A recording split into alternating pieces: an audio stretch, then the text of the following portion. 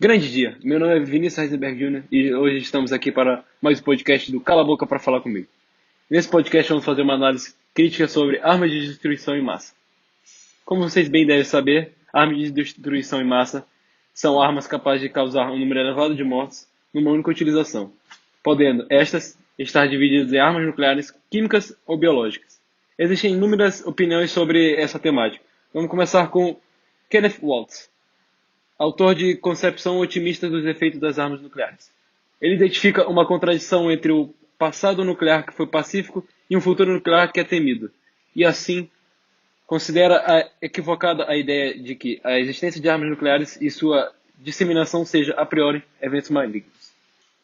A experiência indicaria que nem a posse de armas atômicas por alguns estados, nem sua obtenção por outros foram perigosas. Pelo contrário, teriam apontado uma contribuição para a estabilidade internacional.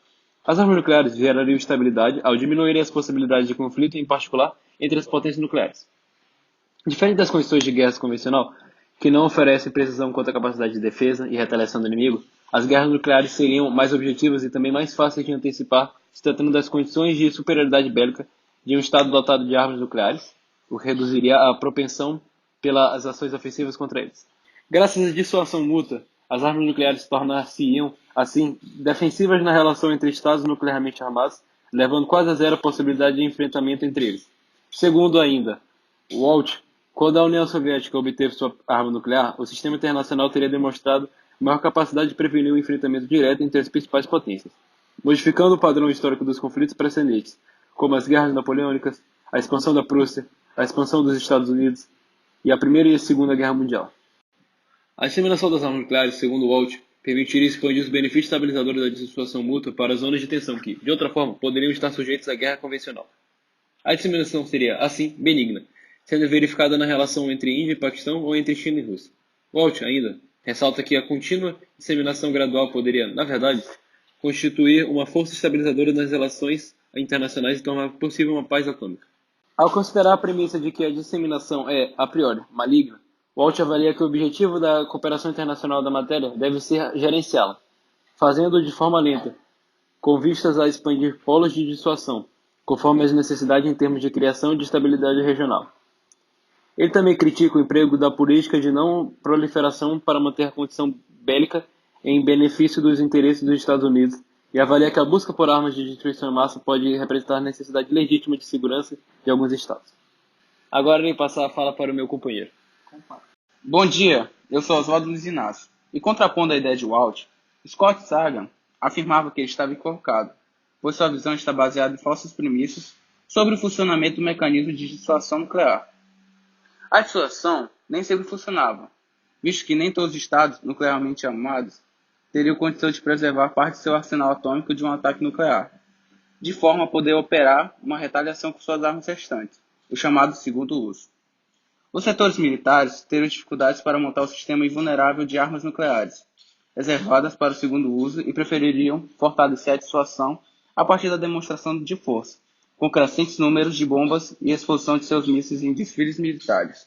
Ademais, os militares tenderiam a tornar-se defensores de ataques preventivos contra a proliferação de armas nucleares. Na análise de Sagan, a existência de armas nucleares e sua proliferação seria tanto mais perigosa quanto menor a capacidade de controle externo civil sobre os operadores militares.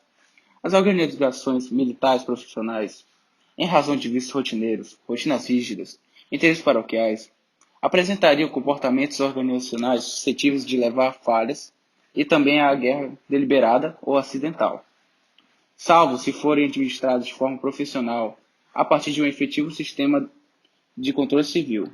Não reúnem, segundo Sagan, condições para garantir estabilidade do mecanismo de dissuasão nuclear. Há tendência de que os novos casos de proliferação ocorressem em países em desenvolvimento, em que haveria débil controle civil sobre os militares e nos quais os programas seriam realizados de forma clandestina e opaca. Seria ainda mais preocupante. Nesse sentido, para Sagan, não haveria proliferação benigna, mas vários graus de proliferação maligna. A posse de armas atômicas pelos Estados Unidos seria perigosa, porquanto haveria risco de acidentes, por exemplo. No entanto, seria menos perigoso do que a posse por mais de um país menos organizado e no qual a organização militar não estivesse suficientemente subordinada à autoridade civil. Toda proliferação deveria ser evitada por meio da cooperação internacional, mas a prioridade deveria concentrar-se naqueles estados com condições mais frágeis de manejo das armas nucleares. Prazer, meu nome é Cássio, e eu gostaria de lembrar que existe um pensador chamado Bull, que negava os movimentos pacifistas. Para Bull, a existência de armas e de movimentos armamentistas não necessariamente era algo ruim, já que interferia nas relações interestatais, e isso mexia também com a balança de poder, ou seja, esses movimentos regulariam a entrada ou a saída de armamentos em uma nação, ou seja, se a nação era mais armada ou menos armada. Bull também dizia que todos os movimentos armamentistas, principalmente os que envolvem armas de destruição em massa, devem ser acompanhadas pela comunidade internacional, como uma forma de prevenir e identificar futuros problemas e intervir logo antes de se tornar algo maior. Bull dizia também que a filosofia pacifista e a política do desarmamento interferia diretamente na balança de poder, fazendo com que ela se torne instável e dificultando assim a entrada de armamentos em um país. Bull concluiu também que os problemas são efeitos das tecnologias provenientes das relações de poder. Pensando nisso, ele considerou que as armas de destruição em massa não trazem somente efeitos negativos, como também efeitos positivos. Isso seria um dos objetivos da cooperação internacional, que priorizaria os efeitos positivos e identificaria e preveniria os efeitos negativos da utilização de tais armas, sempre tentando manter a paz e a ordem mundial. Segundo Bull, o desarmamento é um objetivo que está enraizado nos medos e nas esperanças da humanidade.